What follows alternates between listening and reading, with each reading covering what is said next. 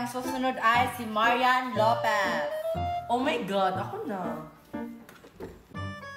Good morning, classmate. Ako pala si Marian Lopez. I am 11 years old at nakatira po ako sa Iloilo City. Yun lang po. O ayan, nakilala ko na kayo. Yung iba niyong mga kaklase, hindi ko pa nakikilala. Absent kasi sila sa first day of school. O sige, let's start our topic. Ano kayang topic, no? Ewan ko. Ang topic natin ngayon is all about respiratory system. Mami, natay po dito! Ano? Sino? Kaya pala ang baho!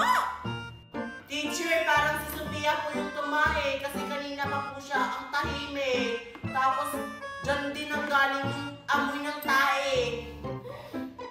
Kaya pala ang baho-baho kanina pa. First day of school, may natatae. Si Sophia natatae! Si Sophia natatae! Class, tahimik! Ang baho-baho pa! Ang ingay niyo pa! Tahimik! Class, dismissed!